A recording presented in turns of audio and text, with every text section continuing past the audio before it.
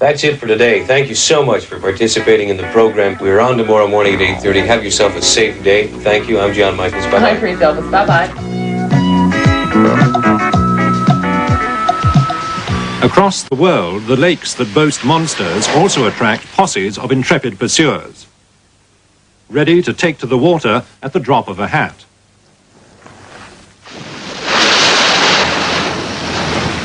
In Loch Ness, Ivor Newby plus his amphicar.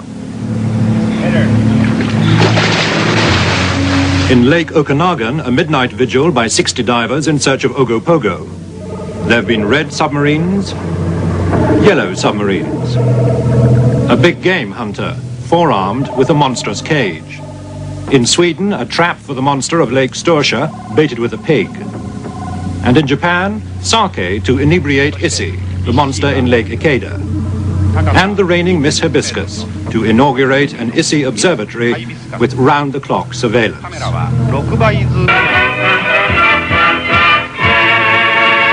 Here is the most unusual film of recent years, for it proves the existence of a monster in Loch Ness.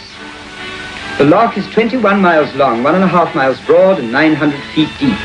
The crosses on this diagram reveal where it is stated that the monster has been most frequently seen in the past. The arrowheads indicate where it has been seen on the road and shore. And this is the point our cameramen were stationed at when, after a long and arduous vigil, they actually filmed it. Through our telescopic lenses, we saw the grey waters suddenly heave as the monster cut through them with lightning speed.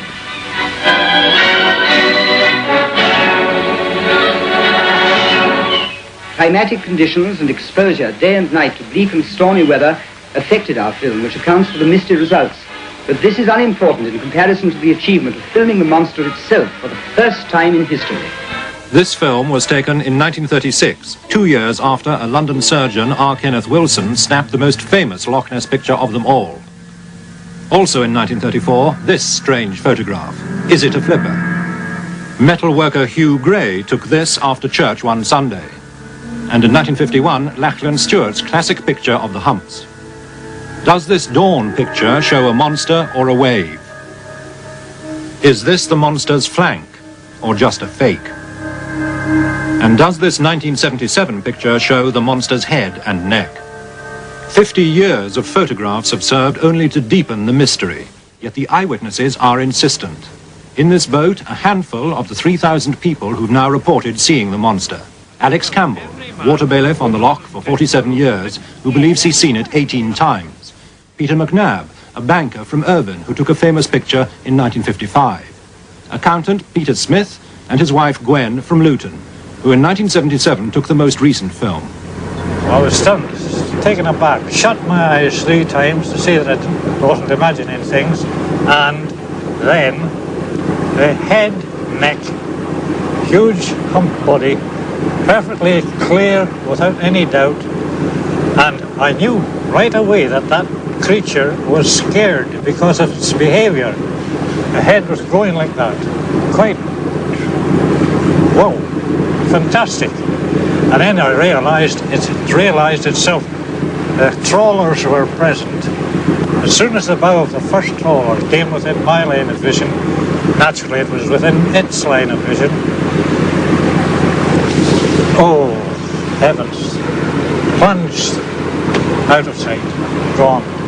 Well, I estimated the length of the body at 30 feet at least. The height of the head, neck above water level, 6 feet.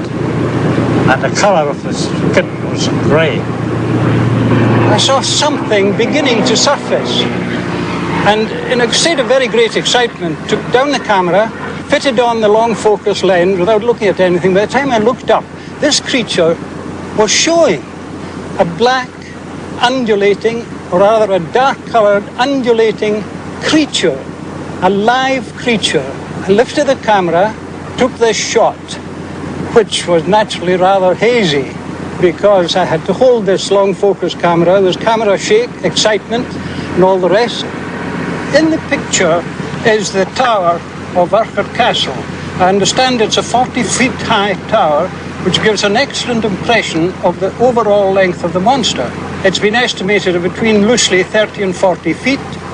Before I could get a second shot or anything else, as far as I remember, because it's all hazy now with the excitement, it was gone. Well, we were standing on the south shore of the loch, some way up here, looking across the loch. Peter was looking down at an oil drum somewhere further down, and I was looking across at the castle, just having a look at it, and this thing suddenly came vertically up out of the water. Well, my first impression was of a periscope-like object which had a slight lean to it in the water, although the head part seemed to be held horizontally. It appeared to rise up a considerable height, at least the height of a man, and it was, I would say, a good foot thick. With the naked eye, it was just a black pillar shape with a rectangular-shaped head on the top. At one point, I watched it actually turn its head through about 90 degrees, because normally it was in profile, but the head slowly turned round until it appeared as though it was either looking directly at us or directly away from us. And when it did this, it appeared to be the same thickness as the neck. It disappeared as a separate entity, and then it turned back again the same way as before. I've no doubt that the eyewitnesses have seen and indeed photographed something quite real. But it could have been a skull of fish, the wake of a boat, seabirds, a seal. Many possibilities have been suggested. The trouble is, it's very easy to be mistaken. For example, this looks like the most famous Loch Ness monster photo ever made, but actually it was taken right here. We're at the entrance of Trincomalee Harbour. Believe it or not, an elephant used to swim across this opening, and the island on the right is called Elephant Island for that reason. Now, I'm not for a moment suggesting that any of the Loch Ness sightings were due to swimming elephants, but this does show how easily it is to be mistaken.